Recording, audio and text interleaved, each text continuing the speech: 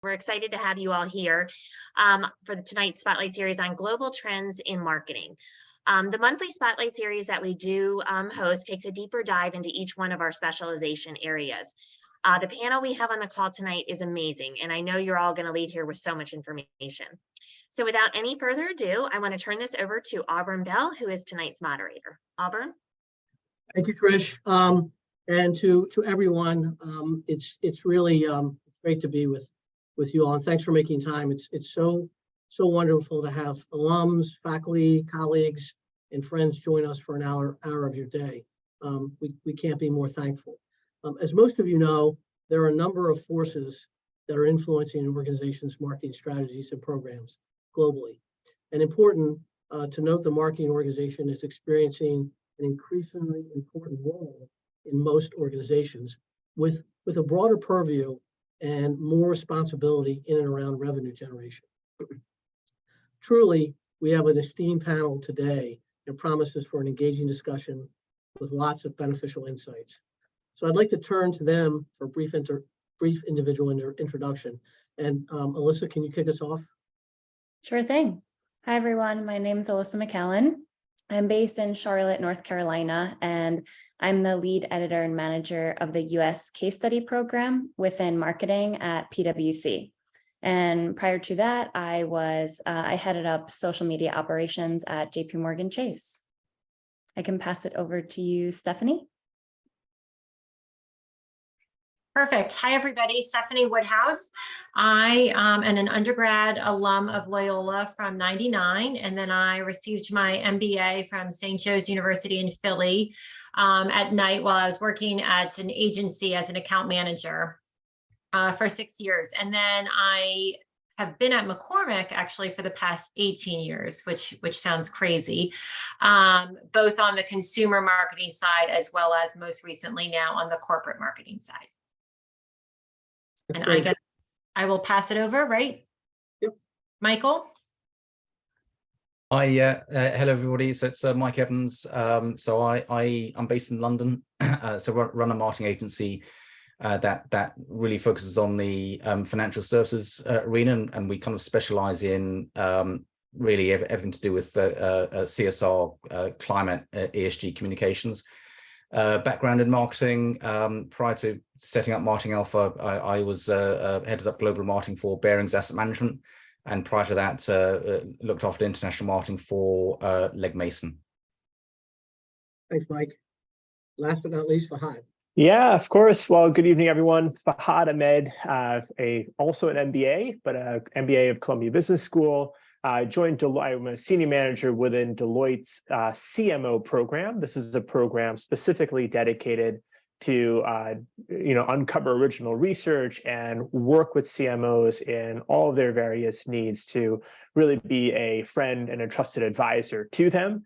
And really looking forward to this conversation. Prior to joining Deloitte in 2015, I was actually a healthcare compliance and privacy officer. So I have made quite a shift in my career from my time before Deloitte and now in Deloitte. Thanks, Fahad. That's an interesting one. So we'll begin the session with a macro view of the emerging trends in the global marketing realm. I think each year Deloitte publishes a very, very enlightening white paper on this very topic. And I would highly recommend it for all of the marketing folks and communications folks out there. So we'll turn to Fahad now for some insight from Deloitte's very, very new 2023 report and the highlights. And it will set the stage for some deeper discussions around the key issues that he'll point to. So Fahad, to you. Yeah, of course. Well, Auburn, thank you very much. And Trish and Madison, thank you so much for really setting this up. And Mike, Alyssa, and Stephanie, truly, honored to be in your company and really looking forward to learning from you all through the conversations that we're going to have.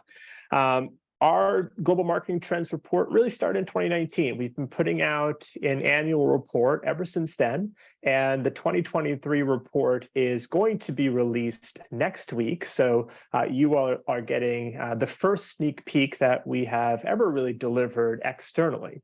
And what we did this year is that we surveyed over 1,000 C-suite executives and held in-depth conversations with leaders from brands in the United States, Australia, Japan, Saudi Arabia, Switzerland, the UAE, and also the UK to really understand what CMOs see as their biggest challenges and offer guidance to them on how to solve them. And this year, we identified 4 macro trends to help marketers succeed in 2023.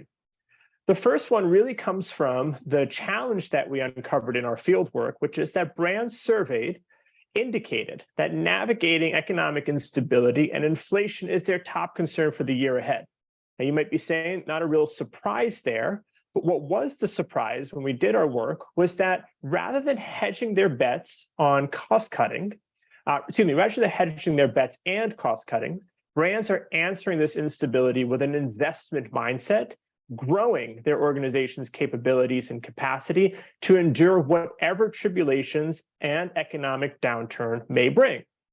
And really, what 3 actions rose to the top. The first one was optimize digital investments by awakening a collaborative potential. And what we really saw is that it's important for marketers to work with key partners across the organization to help them optimize technologies and ensure seamless back-end integration. The second one was expand to new markets through customer centricity. Really work to facilitate a seamless customer experience by testing and honing platforms to accommodate customer needs and streamline the experience to exceed customer expectations. And the third one was enhance customer personalization through systems and algorithms. Really blend data-driven insights with traditional marketing insights to help create a more complete picture of the customer. The second macro trend was really around chief marketing officers driving growth through sustainability efforts. The challenge that we uncovered was that budgetary issues may put pressure on brands to pull back on social impact efforts in favor of short-term concerns. And really what we are saying to marketers around the world is that maintain a sense of a long-term perspective with regards to your internal sustainability efforts to help establish an authenticity to your brand's marketing initiatives and unify the organization around this shared sustainable future. And there's 3 pieces of recommendation that we're giving. The first one is don't pull back. Although cutting down on sustainability investments might feel tempting during a time of economic uncertainty, marketers should continue to invest and retain this sense of a long-term perspective, especially because of the socioeconomic demands and consumer demands around sustainability. The second one is look inward. Marketers can infuse sustainability throughout the entire life cycle of a product or a service. This is a unique capability of marketers. And this, if they do this well, it can potentially lead to improved efficiencies and increased brand value through customer alignment. And the third one is unify your organization. Let's really use the power of storytelling to rally people behind these efforts. Play a leading role in your sustainability issues within your organizations, because the skills of storytelling should be leveraged to allow marketers to lead and charge on in sustainability efforts. Couple key findings that came out of this one that I think are relevant for you to mention, for me to mention to you. The brands that we surveyed reported that their top 3 priorities for sustainability efforts this year include improving sustainability of internal marketing practice, promoting more sustainable product and service offerings, and establishing long-term sustainable commitments. Relatively few are moving the responsibility to consumers, as only 25% said they are trying to nudge new consumer actions, which really indicated to us that brands are really trying to lead by example rather than relying on consumer action. The third macro trend was creativity as a force for growth. And this really came from a lot of work that my teammates did, which uncovered that years of extreme focus on analytical capabilities has left many organizations bereft of the creative thought needed to meet the challenges of the modern business world. And the opportunity that this provides to marketers is that they can be a leader and have the opportunity to realize growth by cultivating untapped sources of creativity within an organization. And really what we're recommending to everyone is in three ways, to do this in three ways, excuse me. First, rethink what creativity can offer. Expand the role of creativity within the business to be more than just advertisements and campaigns. Reimagine how your organization delivers products, services, and experiences through creative problem solving. The second one, bring the rest of the organization along for the ride. While CMOs and marketers, like all of you, and the marketing function in general, can lead a creative transformation, all areas of a business, as well as external partners, such as creators, should be aligned on the creative aspirations. And the third one is really do what you can to inspire your organization to think differently. Encourage as much as you possibly can, and for all of you, like encourage your leaders to allow for risk taking, to allow a room for failure, because both together are really good tactics to encourage creative thought. And the fourth macro trend that we found was rising technologies for marketers to watch. And this really comes with this challenge that there's this interest in the metaverse and blockchain and other emerging technology. And really what we found is that brands may feel this pressure to be the first to the market, to be current, to maintain an edge over their competitors. The recommendation that we're really providing to a lot of the brands and to marketers out there is, learn from early adopters and identify which new technologies may be best suited for the organization's strategic objectives over the long term. 3 pieces of guidance: look before you leave, right? Define your objectives for creating, for example, a metaverse experience, and keep an eye on what the early adopters are doing. Weigh your brand priorities in developing your adoption strategies. The data that we found from the survey show that companies are still prioritizing investments in these technological platforms, but it's important that brands make sure that they keep the strategy of what they are trying to do at the heart and center of everything they're doing with their technological investments. And the third one is going to the metaverse, right? Start at least laying the groundwork for a metaverse strategy. The metaverse offers marketers across industries really new opportunities to expand engagement and experience and grow new revenue channels. And marketers, what we're really protecting against, hoping to protect against, is that marketers that fail to set a strategy early may finding themselves playing catch up for years to come. So very high level, quick snapshot of what's coming out next week. But I wanted to at least, like Auburn said, set the stage and begin the conversation with my esteemed panelists here. So Auburn, back to you. That's great. Thanks, Fahad. And I would recommend checking out Deloitte's site next week and grabbing that that research and report. It is a great read, and for that matter, pick off the 2022 read as well, because I don't think it's that dated. Let's dig now into some of this intelligence on a more granular level, and with some insight from our panelists with respect to what they are seeing and the impact on their work with their respective organizations.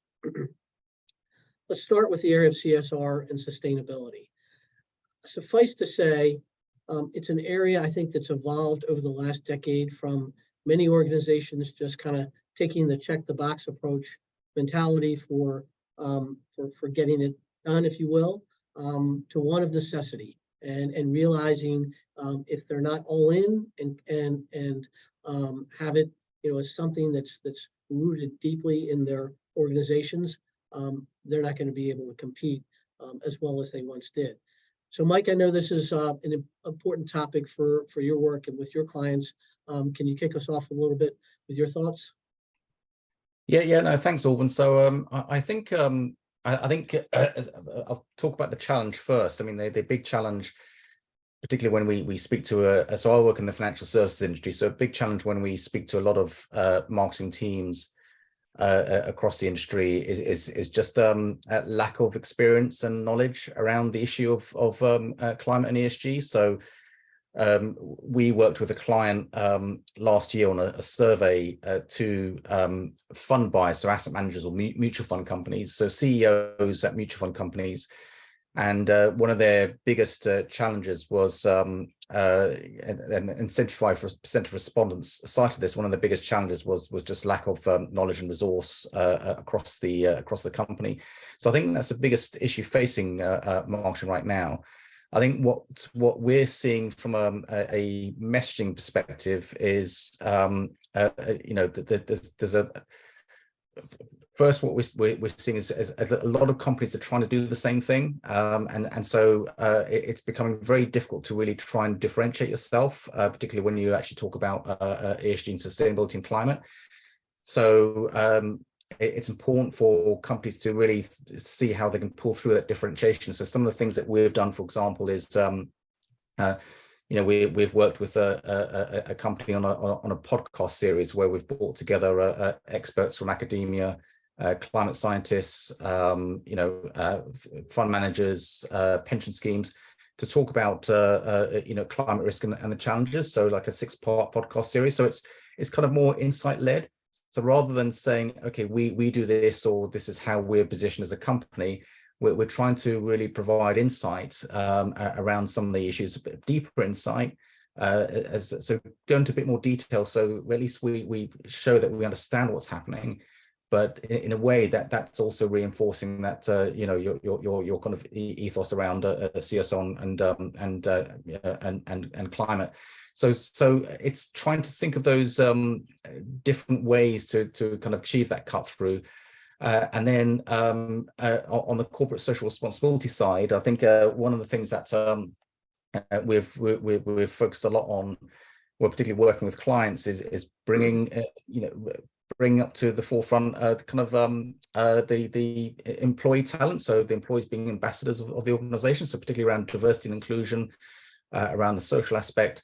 So we've worked on a number of initiatives to bring that into the market. So one is a kind of a personality matters, so where we really showcased individuals across an organization about the views, but at the same time, what it really showcases is kind of the diversity of the team.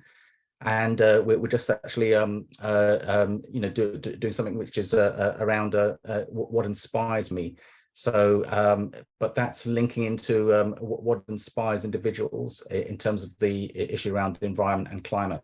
So so it's just trying to think differently. And I think the last thing I'll say before I hand off is, climate is issues around like environmental, social governance and climate is really just the first step.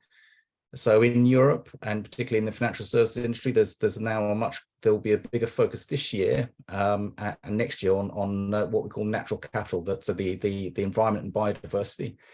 So if marketing teams aren't catching up on climate, they need to do so quite quickly, because the issue around natural capital and biodiversity is really is going to be the next challenge. Thanks, Mike. Alyssa, your thoughts?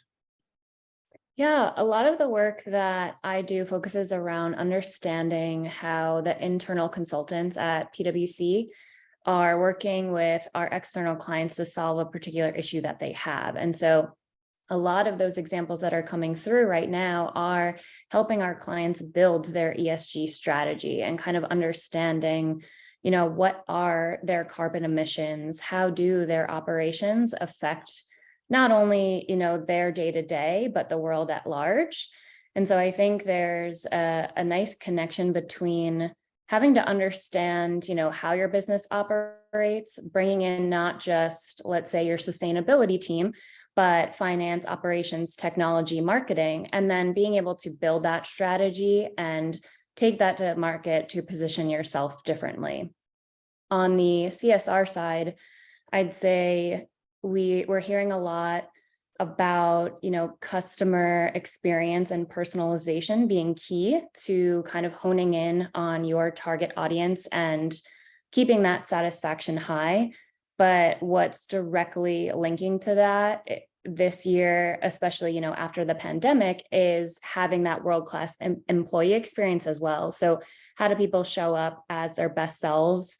How can businesses create this culture of belonging so that, people feel that they're doing not just what they're passionate about, but, they feel that they're in this space where they can freely express themselves and kind of pursue paths that they may not have before. That's great. Thanks. Steph, how about you? Yeah, I mean, as a flavor company with McCormick, sourcing and manufacturing raw ingredients is our business, right? So sustainability has been at the core of this since our beginning.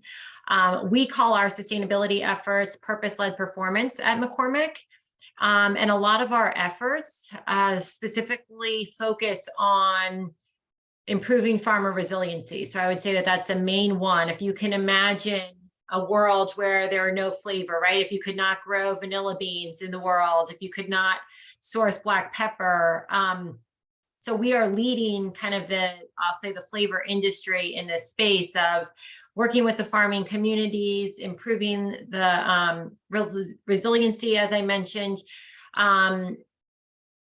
with raw ingredients around the world. We have other efforts too, as far as reduction in plastics, because a lot of our products come in bottles, right? So how can we show our efforts in a more tangible way to the consumer as well? A lot of folks talked about the employee side too, and the different positions or the increased positions, I would say, around sustainability. I would say in the past 10 years, we've probably tripled our workforce in the sustainability efforts too. And this also complements, our facilities, our office locations, things looking at LEED certified buildings, right? So everywhere that we're making improvements within our own facilities and investing in our own facilities, whether it's a new building or improvements on an existing, looking at things like net zero, LEED certified, how can we, incorporate sustainability efforts in all of the different facets of our work. That's great. I know in my last few years at Legg Mason, and Mike, I think this is shortly after you departed, but and once we got really serious around it, it was just really interesting to note the metrics, each year when you did simple things like go from paper cups to China, right? And all of a sudden you see in the report that you didn't use, globally 350,000 paper cups a year. So clearly, I think progress is being made in that area. Next, let's go to one of my favorite areas in brand. I noted in Deloitte's report several years ago that brand had evolved from being a nice to have for many organizations a decade ago to a very important component to support many facets of companies these days. And as I think as the importance has increased, so has the need for brands to be stronger, more relevant, have a purpose, and really be authentic, right? And I think maybe Fahad, could you start here with maybe a little reflection on, because I know in last year's report, that was a lot more prominent, and then maybe kick it to our brand guru here, Stephanie, to follow up quick after that. Yeah, of course. I mean, I think one of the things that we've, recognized is that a lot of times when, brands are going through, financial distress, a lot of times you look at it that there is a correlation where they begin to not essentially ignore, but not pay too much attention to the power of the brand that the brand actually has. And a lot of this really comes down to, as people in our firm really talk about it in four different ways, right? Like, is there values alignment within your brand? Does your brand understand what your audience cares about and have a purpose behind what they sell, and that purpose, purpose beyond what they sell, excuse me.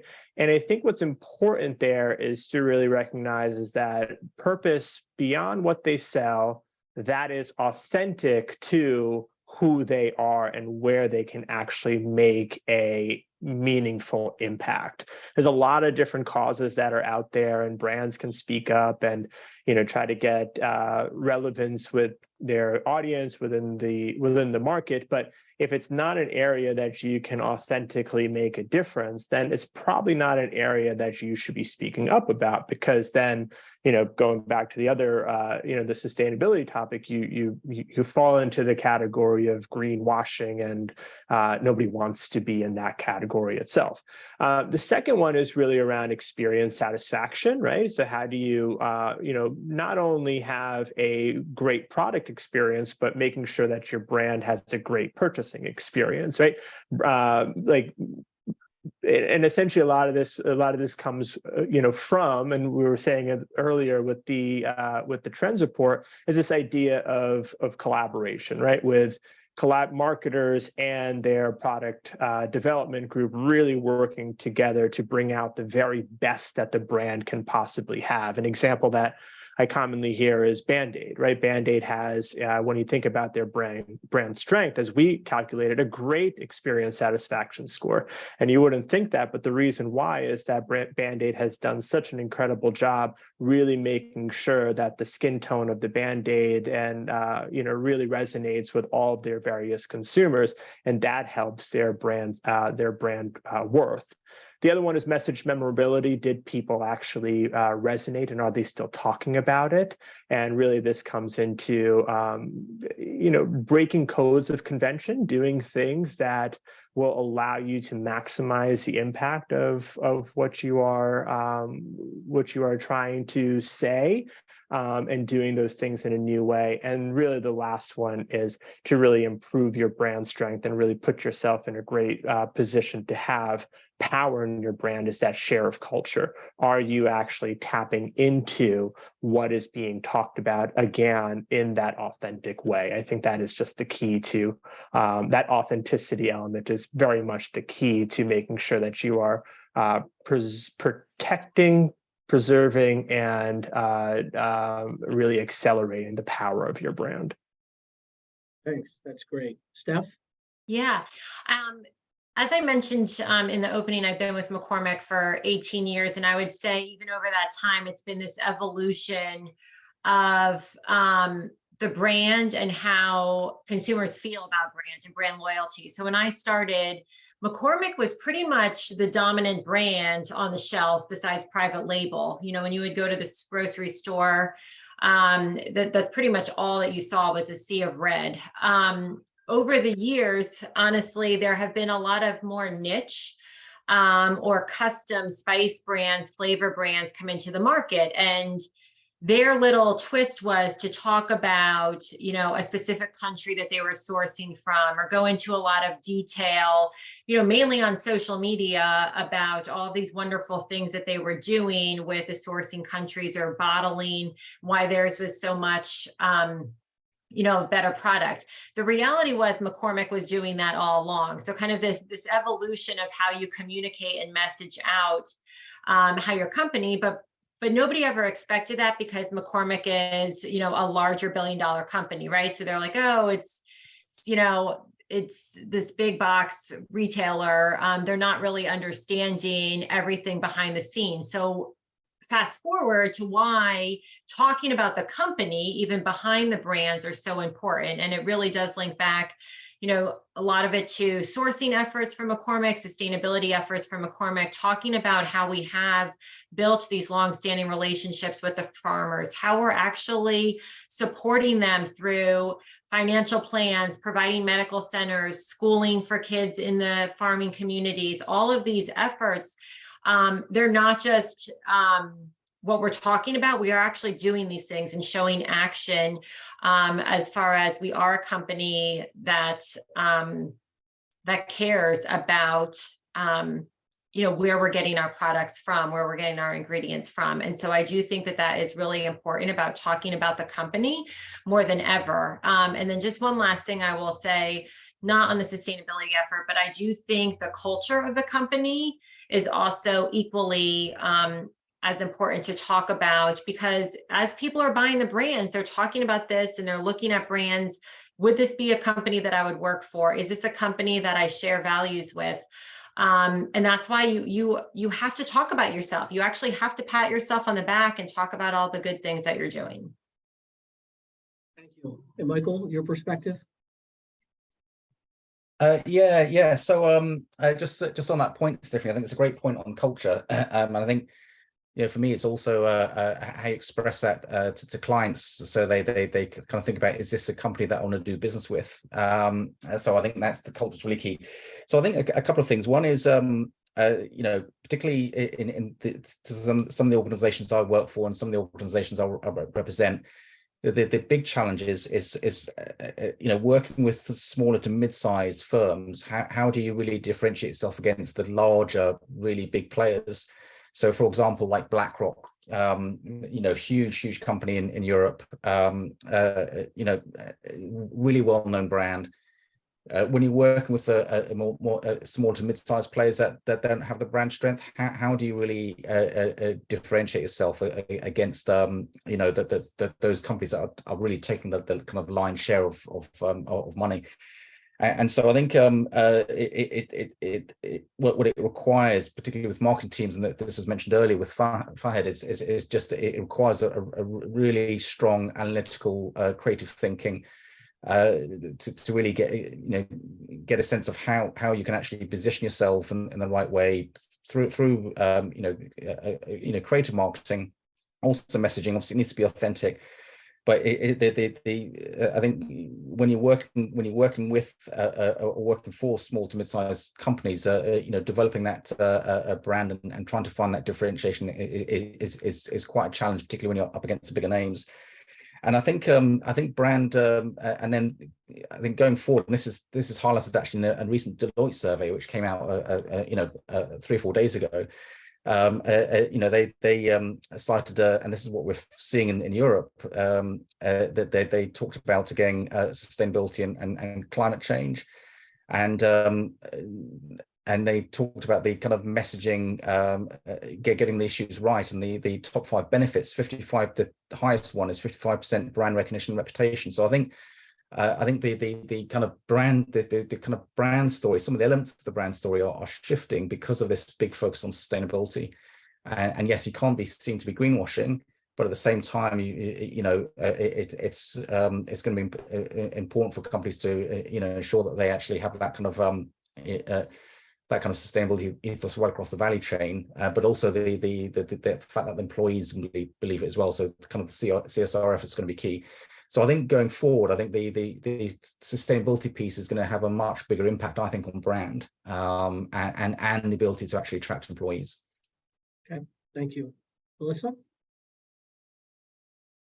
One other thought to add on authenticity is there's a difference between storytelling and story making. So as we think about attention span of consumers across social media, across different websites, it's shrinking by the day, and brands have a continuously more finite way to show up and to kind of share their voice in the way that they feel is most effective.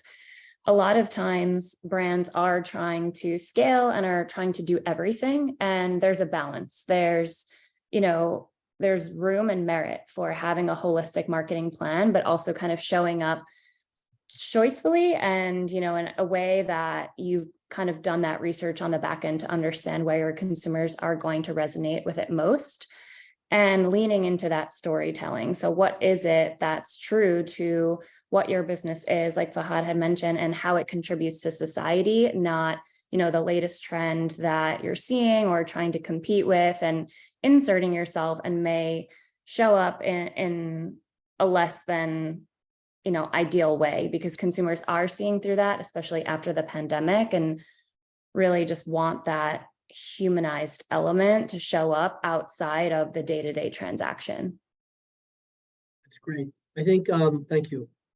And Mike, you'll recall this from my leg perspective, and Steph, this gets into, some of what you said in terms of, you guys felt like you knew you were always doing it, you just weren't promoting it. And I think for me, one of the important takeaways there is that when you leave a void there, either purposefully or not, someone will fill it, or a company will fill it. And where we experience that at Leg to a negative degree, was, you know, in the 90s and all the way up into the mid 2000s, we had the star fund manager, Bill Miller. And, you know, he didn't need any promoting because he was beating the S&P every year. And that was the like brand in essence because of what he was doing. When 2008 hit and the financial crisis came along,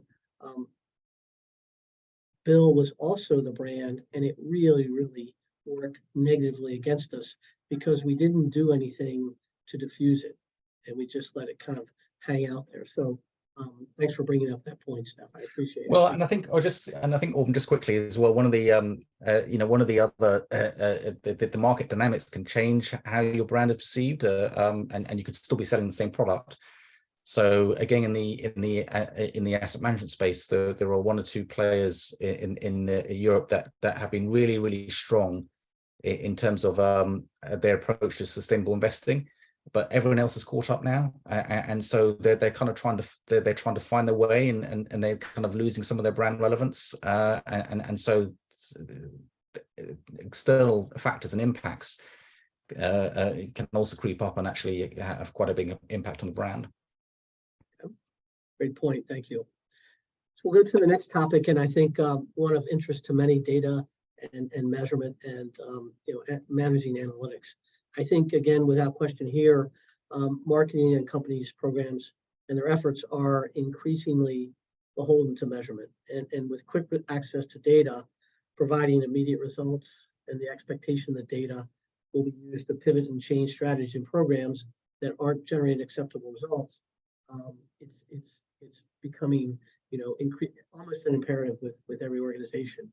Alyssa, can you start with some insight here? Yeah, I'd be happy to. I think there's a great balance between data and analytics and creativity in going to market with your strategy.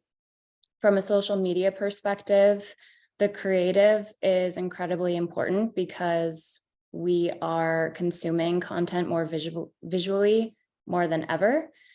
But putting that into market, you know, a business truly wants to understand what was that funnel action and where were their dollars best used. So if you've got a budget and you're choosing between 3 different marketing channels, it could be social media, it could be paid search, it could be digital display. How do you kind of divide those dollars? And once you make that decision, how do you know if that's the right breakout to continue in your campaigns? Data and analytics can help significantly in understanding what worked, what drove a consumer down the funnel, and what can we learn about that consumer to potentially take them from a lead to a customer to sell, cross-sell, and offer different products. Just kind of understand who that audience is, how you can position your different marketing efforts across your segments, because not every customer is going to be the same, and there may be, you know, different areas of your business that fit best for that customer for where they are in their journey. And data and AI are really helping fuel that. Great points. Stephanie, your world? Yeah, so just to piggyback on what Alyssa was saying, I think that it has shifted in social media as far as just the quantity of content and trying to ramp up your number of followers to a shift in the quality, right? So at least for us, it's more important for us to have an audience that is engaging with our content. Impressions, video click-through, video completion rates, all of those are important as far as the content that we're trying to put out, whether it be just in videos, like I mentioned, or, you know, in graphics or other assets. But I think that has increasingly become way more important. That's on kind of the social media lens. I would also say from a reactive side, we're also using other platforms, monitoring platforms on a regular basis. So everybody has access, you know, to a Google Analytics to look at, but McCormick also has other monitoring platforms that we are looking at to gain insights. What other conversations are happening out in the digital world? What do we want to be a part of? What are things to watch out? how do we kind of have, crisis control before things happen, if need be? So our analytics side, and the insight side is hugely important, in our business. Thank you. Michael? Yeah, so a couple of things. So I mean, I think I think on the on content. So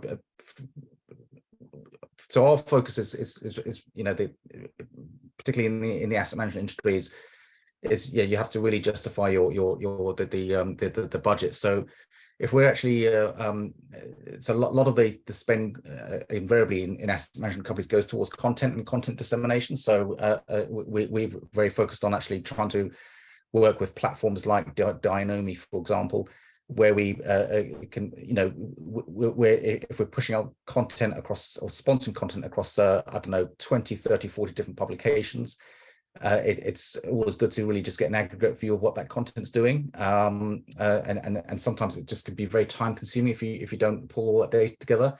So I think getting that data together and getting an understanding of how clients are using that information, whether it's short form content, long form content, whether it's pushing out content in a slightly different fashion, it's just key to helping us drive better decisions in terms of how we should be changing our marketing and changing our communication.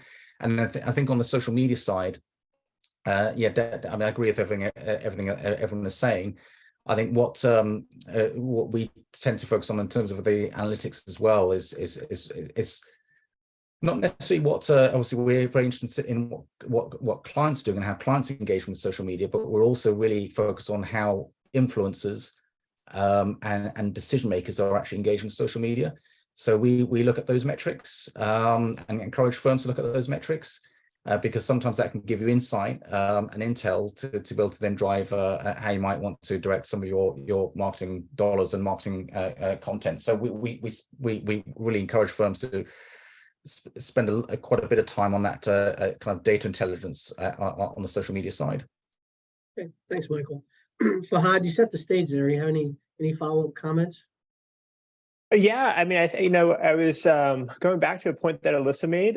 From the pandemic, really, what's come out of this is the amongst consumers and is really this human element and really driving, an authentic feel, a human feel to everything that you do. And I think really from a sort of marketing strategy or a leadership perspective, it's important not to, be paralyzed by all the data that you have and to make sure that you're asking yourself, what is the data telling you, but also make sure that you're including intuition into all of your decision making, that human intuition, because the data may tell you one thing, but if the human experience of it or the human interaction is saying something different, I think we may be in a place in time where that's a place where you may want to not necessarily ignore what the data analytics are telling you, but really trust your intuition a little bit. Okay, thank you. So we got a ton of questions before the session started, and thanks to everyone that sent those in. What we tried to do was kind of bucket them into segments, and I think we're on a good time pace here, so we can address some of them. I think some of them around data, some of them around brand, we probably have, but if we haven't, I would encourage those of you who asked the questions or have additional ones to put them in the chat, and Tricia and I can take a look at that. But I'll start off with a couple. This was one that we found really, really interesting. Do you think social media has reached its limits in terms of what it can do for the marketing industry? And we'll kick that to Alyssa first.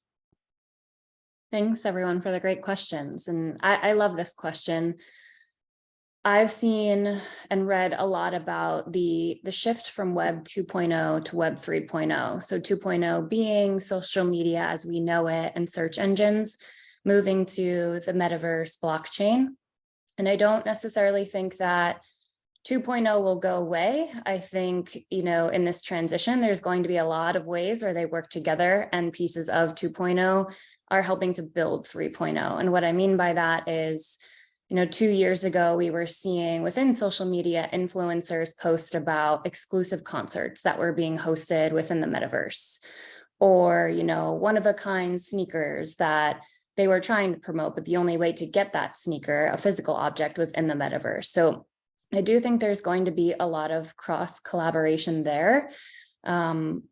There's also been a new trend coming in 2023 where the metaverse has been very much consumer focused. And as Fahad had mentioned, businesses are being pushed to understand that strategy. Maybe it's not first to market in every single way, but what is their strategy in the short and long term?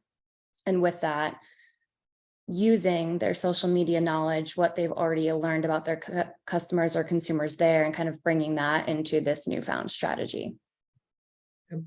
Thanks. Hey, Steph, how about you?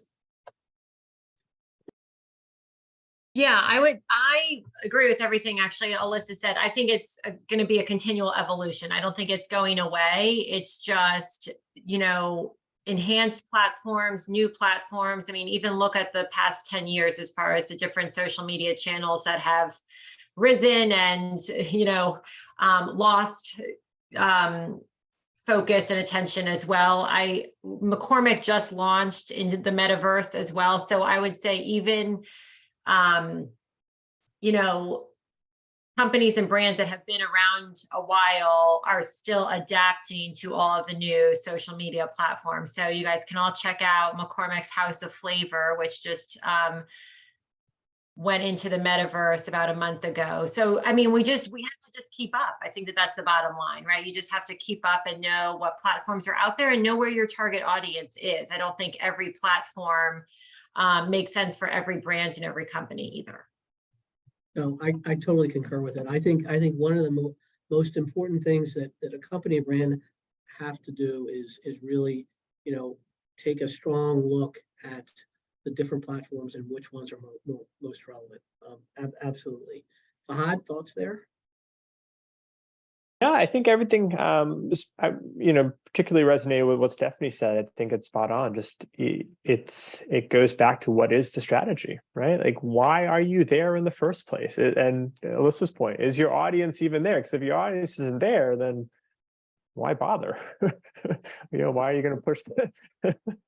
Unless you're looking to gain more, unless you're looking to gain a new audience, but that's all part of the overall strategy. Okay. There was another question. We've got about 10 minutes here. How has marketing evolved and or shifted in the wake of the pandemic? Michael, you want to start there?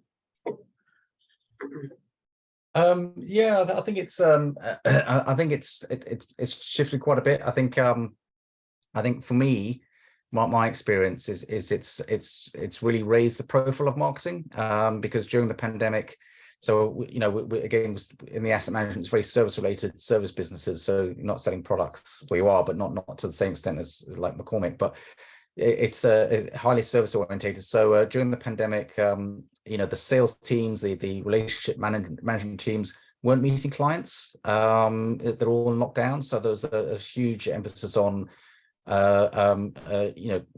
looking at marketing to steer that path and maintain that visibility with clients. And I think that's actually helped raise the profile of marketing, particularly in financial services. So I think, so the one thing it's done is actually it's made marketing much more of a partner across those organizations, and work a lot more closely with the sales channels.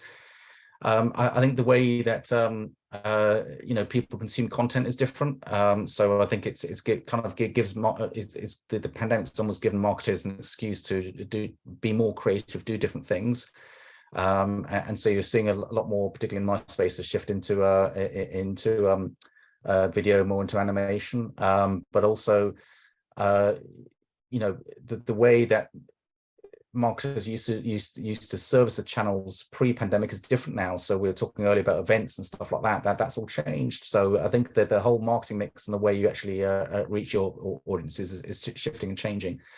And I don't think with that, and that's still happening. So I think, yeah, there has been some changes, but the biggest piece is I think it's actually raised the profile of marketing. Okay, thanks. Fahad, anything from your perspective and the insights from your work? Yeah, I would, second what Michael said. I think also, and I think it's especially around the sort of communication of your brand and what does your brand stand for. I think, if everyone remembers back, with the pandemic also came a lot of social unrest. And, those challenges are still very much prominent, and brands are continuously being asked to take a stand or voice their opinion or whatever it might be. And I think that that's really a place where, marketing has taken a leading role, which is, how are we going to communicate our brand position? What do we believe in? And working internally with all stakeholders, especially with all stakeholders at, all the various C-suite levels and those functions, to truly understand what is our position here and how are we going to best communicate those things. So I think if from my perspective, that's probably the one area where, marketing's importance has really been elevated, and making sure that marketing is at the helm of the external communications and internal communications, for that matter, during these moments of real cultural importance. Okay, thank you. Melissa, how about you?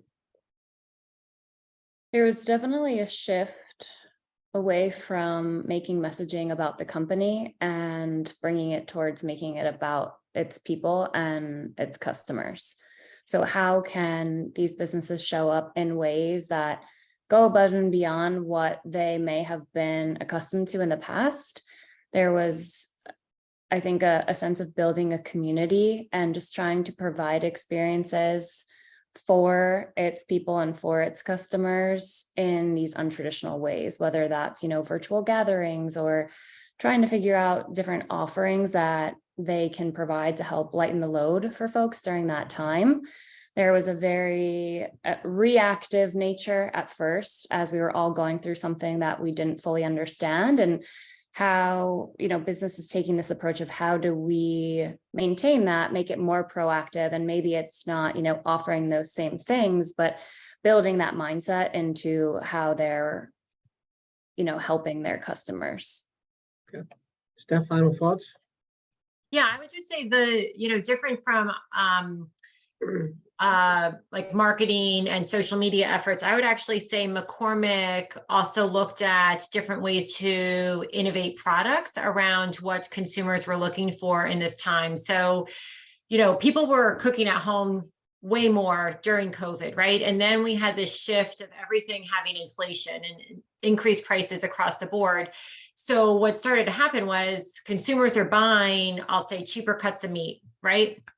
But they need more and better flavors in order for those cheaper cuts of meat to taste better. So McCormick, it's again getting insights on like what is happening in the consumer world, what's happening out there, and developing products that either meet consumers' needs at a value proposition, so better cost because of higher prices everywhere, or products that better serve the needs to accompany other foods that they're eating, proteins, starches, things like that. So that was the only thing I have to add to what everybody else said. That's great. Thank you. We're coming up on time. One thing I would say is, I know we have a number of undergrads on here and a number of our MBA students, is that I've had the privilege of working very closely in different capacities with Deloitte, McCormick, and PwC. And I think for those of you looking for roles out there, you could not find three better companies with three stronger and better cultures than those three organizations. Just really top notch, treat their employees really well, and can't say enough great things about them. But Trish, do you want to wind us up, or so we we get people out in time. Yeah, no problem. Yeah, just thank you, all of you, Michael, Alyssa, Ahmed, and staff for your time tonight. I know the students learned, you gave them such good insights and advice and thoughts and perspectives and all of that. So we really appreciate that. Just in terms of everybody on the call, stay tuned. Our next Spotlight series will be the end of February. We're hoping to do it on Chat GPT, so it should be a really interesting topic that's, you know, at the forefront of a lot of conversations now. So Paul Talon will be the moderator for that session. So stay tuned for more details on that. I'll definitely put out information. But Yeah. Auburn? And I would just add, you know, thank you so much, Michael and Alyssa and Fahad and Stephanie. Really appreciate you guys being here. I know our students and our alums really benefited. So thanks a lot. And everyone go forth and have a great evening. Thank you. Thank Thank you, you. everyone. Have a great Thank evening. Thank you. Thanks, everyone. Thank you. Thank you, everybody. Thank you.